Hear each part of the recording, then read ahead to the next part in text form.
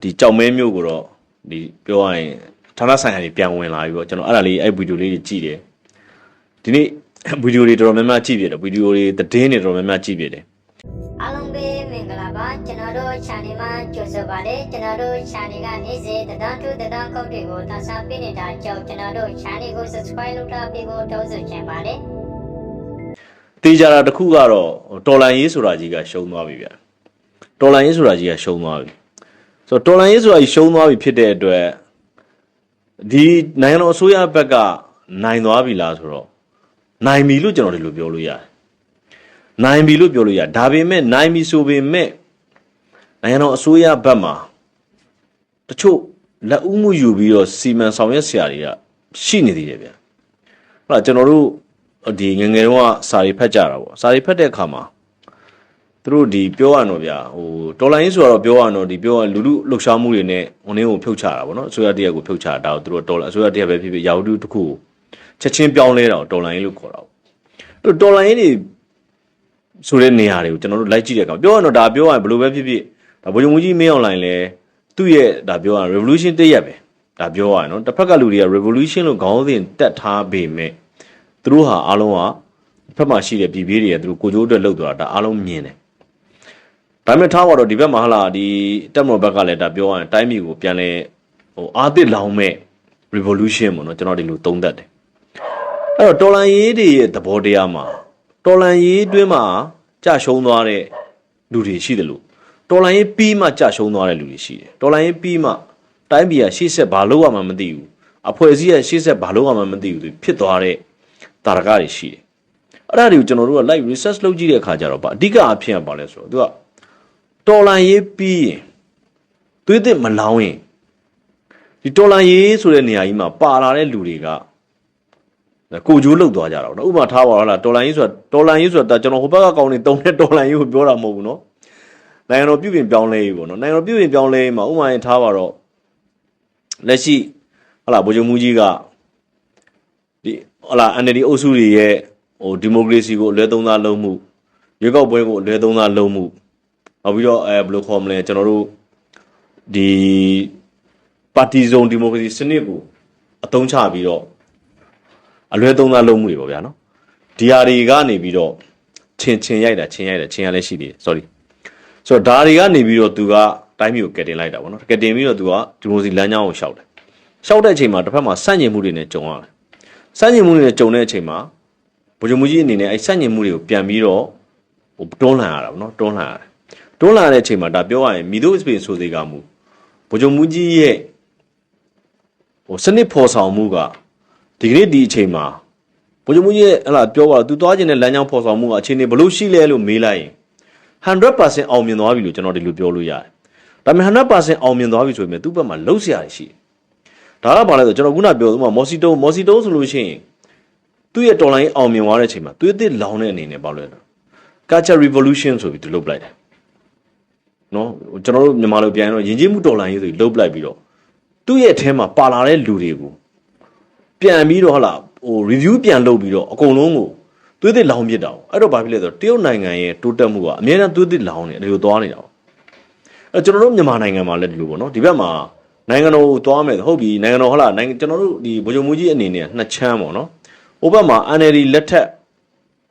မှာတစ်ချမ်းဒီဘက်မှာအာဏာထိန်းပြီးချိန်တစ်ချမ်းပေါ့။အဲ့အာဏာထိန်းပြီးချိန်မှာသူနဲ့ဟလာဟိုဘယ်လိုပဲဖြစ်ဖြစ်သူ့ကိုထောက်ခံတာပဲဖြစ်ဖြစ်သူနဲ့အတူလက်တွဲလုပ်ကန်တာပဲဖြစ်ဒီတစ်ချမ်းပါလာတော့ဒီပါလာတဲ့တဲမှာဒီဘက်ရှေ့ဆက်သွားတော့မယ်ဆိုဥပမာလာဗိုလ်ချုပ်မှုကြီးပြောလို့ပေါ့ဟလာပြီးခဲ့တဲ့ဟာကတော့ကျွန်တော်တို့ဒါကသမိုင်းဖြစ်သွားပြီကျွန်တော်တို့အနေနဲ့ဟလာလာမဲ့ဟိုအနာဂတ်အတွက်ကိုတရေလှလှလေးနဲ့ရေးမယ်ဆိုတဲ့ဟာမျိုးလေးပေါ့နော်ဒါသူပြောသွားတာရှိတယ်ဆိုတော့အဲ့တော့ဒါကပြောရရင်သူ့ရဲ့တစ်ဖြက်ကလုံးဝအောင်မြင်သွားပြီအဖြေထွက်သွားပြီဗျာလုံးဝအဖြေထွက်သွားပြီ तू သွားခြင်းတဲ့လမ်းကြောင်းကိုဘယ်သူမှတားလို့မရတော့ तू လုံးချင်တဲ့အလုပ်တွေကိုဘယ်သူမှတားလို့မရတော့ဒါပေမဲ့တစ်ဖက်မှာကျွန်တော်ခုနပြောသလိုပေါ့ तू ဒီဘက်မှာလက်ရေးလှလှနဲ့ရေးမယ်ဆိုတဲ့အချမ်းကိုသွားရင်တစ်ကပါလဲဆိုတော့ကျွန်တော်တို့တွက်ကြည့်တာသွေးသစ်လောင်ရလိမ့်မယ်ဒါမှသွေးသစ်လောင်ရင်ကျွန်တော်တို့အတွေးသစ်ရမယ်အကြံသစ်ရမယ်ပြည်သူလူထုကအမြင်သစ်ရမယ်အဲ့မှာအလောက်ကန်အသစ်တွေရမယ်အလောက်ကန်အသစ်မှာကသူတို့အတွေးသစ်ကမှားခဲ့ရင်လေပြည်သူလူထုကမှားတာကိုထောက်ပြလိမ့်မယ်အဲ့ဒီအချိန်မှာ ခေါင်းဆောင်နေနဲ့ကအဲ့ဒီအမားကိုဘယ်ဟာအမှန်လဲဆိုပြီးတော့ဟိုဘယ်လိုခေါ်မလဲပြန်ပြီးတော့ choice ပြန်လုပ်ရလိမ့်မယ်အဲ့တော့ပြောရလို့ရှိရင်ဒီလိုဟုတ်လားနိုင်ငံပြုတ်ပြင်ပြောင်းလဲကြီးတွေနော်တော်လိုင်းလို့မပြောတော့တော်လိုင်းလို့ပြောလို့ရှိရင်ဟိုဘက်ကကောင်တွေကသူတို့အကြောင်းပြောတယ်ထင်နေအောင်ပဲထားတော့နိုင်ငံပြုတ်ပြင်ပြောင်းလဲကြီးတွေလုပ်တဲ့အချိန်မှာပေါ့နော်ပြုတ်ပြင်ပြောင်းလဲတစ်ဖြတ်ပြီးတိုင်းမှာသွေးတစ်ချက်လောင်းဖို့လိုတယ်လို့ကျွန်တော်တို့ကဒီလိုသုံးသပ်တာပါဒါမှသာအတွေးခေါ်သေးရမယ်ဟိုတစ်လွင်နဲ့ဟလာဟိုဘယ်လိုခေါ်မလဲအကြံစီတွေဒါတွေရမှာပေါ့နော်ဆိုတော့အဲ့တော့ကျွန်တော်စဉ်းစားမိတာပါဒီနေ့စဉ်းစားမိတာဟိုဘက်သတင်းတွေလိုက်ကြည့်ပြီးဟိုဘက်မှာတော့ပြောရရင်ပြည်ပြေးတွေအုပ်စုဟလာဟိုဘက်ကဖျားသွားတော့ဒီ NUG အုပ်စု PDF အုပ်စုကလုံးဝရှုံးသွားပြီဗျာဘယ်လုံးမနလန်မထူနိုင်လောက်အောင်ရှုံးသွားပြီကျွန်တော်ဒီအဖြေကကျွန်တော်ထွက်သွားပြီဆိုရင်ဒီဘက်မှာဘလို့တယ်မလဲပေါ့နော်ဒီဘက်ကလက်ရှိနိုင်ငံတော်ကိုဥဆောင်နေတဲ့ဟလာဥမာပြင်ထားတော့နိုင်ငံတော်အဲ့လိုဗိုလ်ချုပ်ကြီးမင်းအောင်လှိုင်နေဘလို့ပြန်တယ်မလဲအဓိကဘာလဲဆိုတော့ကျွန်တော်တို့ကတိုင်းပြည်တစ်ခုကိုပြန်တယ်မယ်ဆိုရင်အဓိကလူထုစိတ်ဝင်စားဖို့လိုတာလူထုစိတ်ဝင်စားဖို့လိုတယ်လူထုယုံကြည်ဖို့လိုတယ်လူထုယုံကြည်ဖို့နောက်လူထုယုံကြည်တယ်လူထုမျှော်လင့်ဖို့လိုတယ်ဟလာကိုအခန့်အမဲ့အဖွဲ့အစည်းကိုခန့်လိုက်တဲ့အဖွဲ့အစည်းကိုလုပ်နေတဲ့အလုပ်တွေလူထုကဒီပေါ်မှာတကယ်ကိုမျှော်တကယ်ကိုဗျာမျှော်လင့်ချက်ကြီးပေါ်ရှိဖို့လိုတယ်ဥမာအပြင်ထားပါတော့ဟလာကျွန်တော်တို့ကဒီပြုပြင်ပြောင်းလဲရေးတွေမှာသူအဖြတ်နဲ့သူသွေးသစ်မလောင်းဘူးဆိုရင်လူထုကဤသွားတာပေါ့လူထုကသူတို့ရဲ့ဟလာထားပါတော့ဒါဒီလူဒါတွေပဲလာမှာပဲဆိုပြီးဤသွားနိုင်တယ်အဲ့တော့ကျွန်တော်သွားတွေးမိတာခုနပြောဆိုကျွန်တော်တို့အဲ့အရင်ကဟလာဥမာကက်စထရိုဘာကြောင့်ဒီချိန်ရှုံးနေတယ်သူကကက်စထရိုကအရင်လူဟောင်းနေနေပဲသွားနေတာသူဘယ်တော့မှသွေးသစ်မလောင်းသူတော်လန်ရေးပါဆိုတဲ့ဟာနဲ့မှာပါတဲ့လူတွေနဲ့သူဆက်သွားနေတာအဲ့တော့ဒီအတွေးခေါ်တွေအားလုံးကဒီမှာလဲနေတယ်တရုတ်ကသူ့ရဲ့တရုတ်နိုင်ငံကသူ့ရဲ့တော်လန်ရေးပါဆိုတဲ့ဟာမှာ mainstream ကသွားနေပြီမဲ့အထဲမှာပါတဲ့ဒစားပလာတွေကိုအများအားသွေးသစ်လောင်းနေတယ်အများအားသွေးသစ်လောင်းနေအဲ့တော့ဘာဖြစ်လဲဆိုတော့တရုတ်နိုင်ငံရဲ့ခေါင်းဆောင်တွေရဲ့အတွေးခေါ်တွေကအများအားရှက်ဖြစ်နေတယ်ကဘာအဆင့်ပြီးတယ်ကျွန်တော်ပြောချင်တာအဲ့တော့ဘာဖြစ်လဲလူထုကလည်းဒီဘက်မှာအပြောင်းလဲတွေဖြစ်လာတဲ့ခါကျတော့လူထုကဟာဒီလူပြောင်းဒါဆိုရင်ငါတို့ဒါမျောလင့်လို့ရမလားမသိဘူးအဲ့တော့အတစ်တနာရဲ့လူကလည်းသူကပထမအဟောင်းထက်ပိုကောင်းအောင်လုပ်ပြမယ်ဒါမျိုးတွေပေါ့ဗျအဲ့တော့ကျွန်တော်တို့ကတစ်ကဗိုလ်ချုပ်မှုကြီးက 100% တိုင်းပြည်ကိုသူ့လက်ထဲမှာအလုံးစုံသူစီမံကပ်ကွဲခဲ့လုံးဝရသွားပြီပြောရရင်တော့သူနိုင်သွားပြီဗျာဒါငင်းလို့မရဘူးဒါကကျွန်တော်အဓိကအပြင်တစ်ဖက်ကသတင်းတွေကိုကြည့်လို့ရတယ်နောက်ပြီးတော့ဟိုဒီဘက်မှာစီမံခန့်ခွဲနေတဲ့သတင်းတွေကိုကြည့်လို့ရတယ်ဒါလုံးဝနိုင်သွားပြီနိုင်သွားပြီဆိုရင်ကျွန်တော်ကတစ်ကဘာလဲဆိုတော့ number 1ကဟို smart ဖြစ်ဖို့လိုတာပေါ့နော် smart ဖြစ်ဖို့လိုဒီအပြောင်းလဲကိုလူထုကကြည့်နေတယ်လူထုကလည်းခမရတော့မြန်မာလူထုကလည်းသူတို့တွေကအကြိမ်ကြိမ်ခံစားပူးတဲ့သူတွေဖြစ်နေတဲ့အတွက်သူတို့ကလည်းအရင်လိုသွေးမပူတော့ဘူးဒါပေမဲ့ကျွန်တော်တို့ကအဲ့လိုသွေးမပူတော့ပိုကြိုက်တယ်သွေးပူပြီးအုံတိုင်းနဲ့ဟလာထားပါတော့ဘယ်လိုခေါ်မလဲရေတက်ငစင်ရိုင်းနေလို့ကောက်ရုံးမီးလို့ပြီးတော့လို့ပြီးသွားတာကိုကျွန်တော်မကြိုက်ဘူးလူထုကဘိုးချုပ်မှုကြီးရဲ့လှုပ်ဆောင်ချက်တွေကိုတဖြည်းဖြည်းနဲ့စိတ်ဝင်စားလာတာနော်တဖြည်းဖြည်းဥပမာထားပါတော့ဗျာရှမ်းမြောက်ကိုကြည့်မယ်ဆိုလာရှိုးအသိန်းတော့မသိကြအောင်ဆောင်နေတယ်လာရှိုးအသိန်းတော့မသိကြအောင်ဆောင်ကြောင်မဲကတက်တည်ပြလိုက်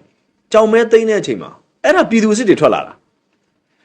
တက်မတော်ကိုပြောရရင်ဗျာအရင်တော့ကသူတို့အနေနဲ့ထားပါတော့ဗျာတက်မတော်ရဲ့တန်မိုးကိုသိချင်မှသိလိမ့်မယ်အရင်တော့ကတက်မတော်ရဲ့တည်ရှိမှုကိုသူတို့အနေနဲ့တမျိုးထင်ရင်ထင်လိမ့်မယ်ကျွန်တော်အဲ့ဒီဗီဒီယို4-5-6ခါကျွန်တော်ပြန်ကြည့်တယ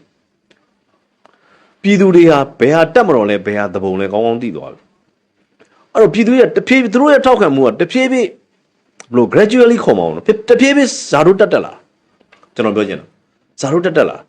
အဲ့တော့ဒီဘက်မှာကဇာတို့အောင်မြင်လာတဲ့အတွက်တစ်ဖက်မှာကဇာတို့ရှုံးလာတယ်စဉ်းစားကြည့်နော်မဲစင်းတွေကိစ္စကိုလည်းကြည့်တယ်မဲစင်းတွေကတချို့ကမျှော်လင့်တာဒီနေ့တင်လိုက်တဲ့ဟိုးနဲ့လူတွေလာကြည့်မယ်မဟုတ်ဘူးကျွန်တော်ပြောတယ်ကျွန်တော်နေလူတွေကနဲလိုက်တာ no မဟုတ်ဘူးနဲပါစေရတယ်ဘာကြောင့်လဲတဖြည်းဖြည်းနဲ့အခုထားပါတော့ပထမမဲစင်းကတ်တဲ့နေ့မှာ1ယောက်လာကြည့်တယ်နောက်နေ့2ယောက်လာကြည့်တယ်နောက်နေ့9ယောက်လာကြည့်တယ်နောက်နေ့10ယောက်လာကြည့်တယ်ကျွန်တော်တို့ကဒါပြောရရင်လူထုကဒီလက်ရှိနိုင်ငံကြီးကနိုင်ငံခေါင်းဆောင်ပေါ်မှာတဖြည်းဖြည်းနဲ့ယုံကြည်မှုတိုးလာတာကျွန်တော်ဒါကိုပြောချင်တာယုံကြည်မှုတိုးလာဒါပြောဒါသတင်းတွေကရတဲ့ကျွန်တော်တို့ရဲ့အချက်လက်တွေပေါ့ဗျာသတင်းတွေကရတဲ့အချက်လက်တွေအဲ့တော့ဗိုလ်ချုပ်မှုကြီးရဲ့လောက်ကင်ဆောင်ရွက်မှုကလည်း तू ဘာလုပ်မယ်ဆိုတာဘယ်သူမှမသိရဘူး तू ဘာလုပ်မယ်ဆိုတာမသိရဘူးဒါကလည်းသူ့ရဲ့ ဘယ်လိုခေါ်မလဲနေမော်နော်အရေးချင်းတရက်ပေါ့အရေးချင်းတရက်ပေါ့သူလှုပ်လိုက်တဲ့အားလုံးကပြည်သူလူထုစောင့်ကြည့်ရတာဖြစ်နေတယ်အဲ့တော့ကျွန်တော်ပြောချင်တာဘာလဲဆိုတော့ဒါလေးကကျွန်တော်စကားအစလေးခင်းတာပေါ့ဗျာအစလေးခင်းတော့ကြောင်မဲကိစ္စကိုကျွန်တော်ကြည့်တယ်ကြောင်မဲမှာပြည်သူတွေထွက်လာတာကိုကျွန်တော်ကြည့်တယ်ဒီပြည်သူတွေကဒီကြောင်မဲကထွက်လာတဲ့ပြည်သူတွေကအဲ့တက်မလို့နဲ့ပြည်သူဘယ်လိုရှိလဲဆိုတာအဲ့ဒါကိုအဲ့ကြောင်မဲရဲ့ထွက်လာတဲ့ပြည်သူတွေကိုကျွန်တော်တို့ကလေ့လာပြီးတော့ခွဲခြမ်းစိတ်ဖြာလို့ရတယ်ရန်ကုန်လိုနေရာမျိုးထားတော့မြို့ကြီးလိုနေရာမျိုးမှာတက်မလို့ရှိတာဟာလာဘာညာမသိကြအောင်ဆောင်တယ်ဒါမှန်တယ်သူတို့အနေနဲ့ဘာကြလဲသူတို့အနေနဲ့လုံုံရေးကြိုးပေါက်မှုကိုမခံစားဘူးဒါရှင်းရှင်းပြောပြတာနော်မြို့ကြီးတွေပုံမှာနေတော့အေးစေးပေါ့ဗျာလာ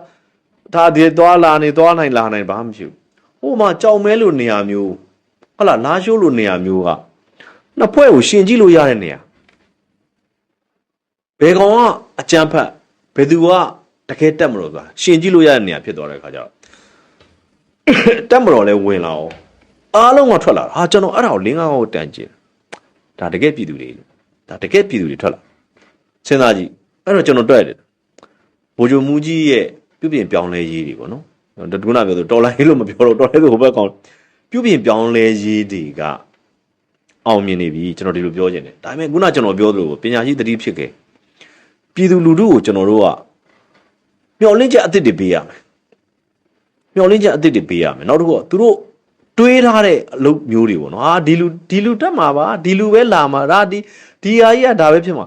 သူတို့တွေးထားတာတွေနဲ့ကိုကမဟုတ်ဘူးခင်ဗျားတို့တွေးတဲ့အတိုင်းမဟုတ်ဘူးဆိုဒါမျိုးလေးတွေပေါ့နော်ဒီအကုန်လုံးကအတွင်းတော်လိုင်းအပြင်တော်လိုင်းပေါ့နော်အတွင်းပြုပြင်ပြောင်းလဲအပြင်ပြုပြင်ပြောင်းလဲဒါလေးတွေကိုတိုင်ပင်နဲ့လှုပ်သွားနိုင်ရင်ပြည်သူလူထုကဗိုလ်ချုပ်မှုကြီးမှဗိုလ်ချုပ်မှုကြီးဖြစ်သွားလိမ့်မယ်ဒါခင်ဗျားတို့ကျွန်တော်ပြောနေတာကိုဖားနေတယ်ဘာညာထင်လိမ့်မယ်နော် no အဲ့ဒါ realistic တကယ်ဖြစ်နေတာလေကျွန်တော်ဒီမှာသတင်းသုံးသက်ချက်ထဲမှာလည်းကျွန်တော်ပြီးရင်ပြန်ထပ်သုံးသက်ပြအောင်မယ်နော်ဆိုတော့ကျွန်တော်ခုနပြောခဲ့သလိုဘာဖြစ်လဲဆိုတော့ तू ကဒီကျွန်တော်ပြောခဲ့ဒီကြောင်မဲကိုနော်ဒီ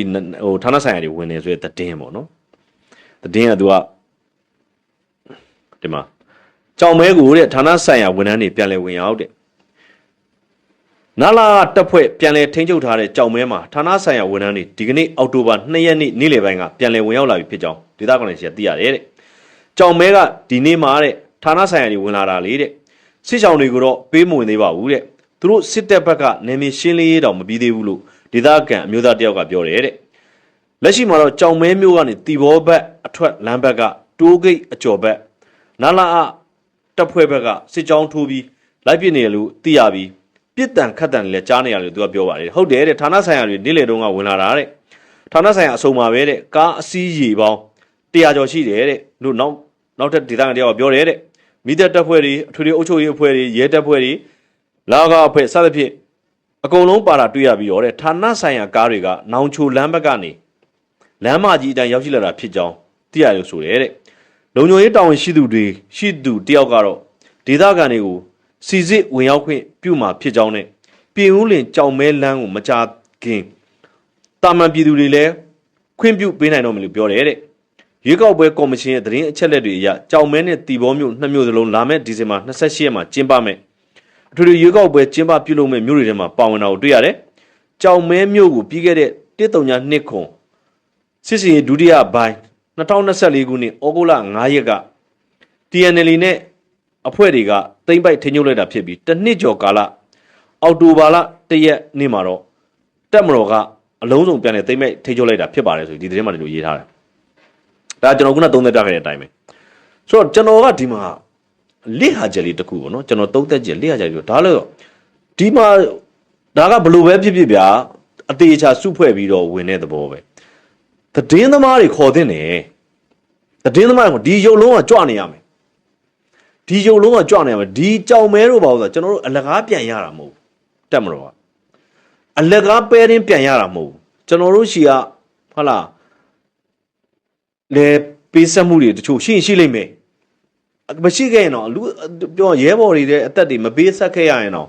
နိုင်ငံတော်ရဲ့ဘန်နာတွေဆုံးရှုံးပြီးတော့ကျွန်တော်တို့ကဒီနေရာတွေကိုပြန်တိုက်ယူရတာ TNL ကကျွန်တော်တို့ကိုကြောင်မဲတော့တက်မလို့ယူလိုက်ပါသူအလကားပေးတာမဟုတ်ဘူးဒါကြောင့်မို့ကျွန်တော်တို့ကဒီကျွန်တော်တို့ဟုတ်လားတိုက်ယူလိုက်ကြတဲ့တန်ဖိုးနဲ့ညီတဲ့ ရုပ်လုံးရုပ်ကြွတွေပြည်သူတွေမြင်မို့လို့တယ်ကျွန်တော်ပြောချင်တာဟိုဘာလို့လဲဆိုတော့ဒီဟာရဲ့တန်ဖိုးကိုတတိုင်းပြည်လုံးသိဖို့လို့တယ်တက်မတော်ဟာဘလို့ခဲရခဲစစ်ပြန်တိုက်ယူရတယ်ဝန်တန်းတွေဟာဟုတ်လားဒီနေရာနေဘလို့ထွက်ပြေးကြရတယ်ဘလို့ပြန်လာရတယ်ဆိုတော့ဒီသမိုင်းတွေကတတိုင်းပြည်လုံးသိဖို့လို့တယ်ကျွန်တော်တို့ပြောချင်တာဒီဟာလေးတွေကကျွန်တော်တို့ကအလကားပြန်ရတာမဟုတ်ကျွန်တော်ပြောချင်တာအဲ့တော့ဟိုတကယ်ဟလားဟိုလုတ်တဲ့ကင်တဲ့တိတဲ့ဟလားဒါနိုင်ငံတော်မှလည်းရှိပါတယ်တက်မတော်သတင်းသမားတွေလည်းရှိပါတယ်ဒီဟာတွေကကျွန်တော်တို့ well documented ဖြစ်ဖို့လိုတယ် well documented ဖြစ်ဖို့လိုတယ်ဒါကြောင့်မလို့ကျွန်တော်ပြောမျိုးတစ်မျိုးကိုနိုင်ငံတော်ကပြန်ရတိုင်းသတင်းသမားတွေ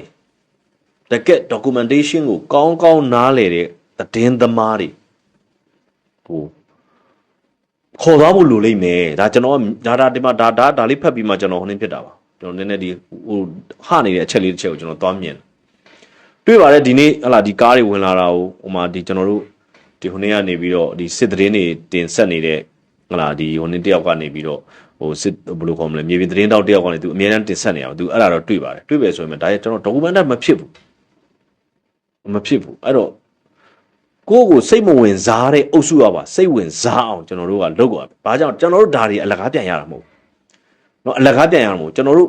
စစ်တိုက်ပြီးပြန်ယူထားတာဟိုတီဘောကိုပြန်ထပ်သိမ်းအောင်မယ်เนาะတီဘောကိုထပ်သိမ်းအောင်မယ်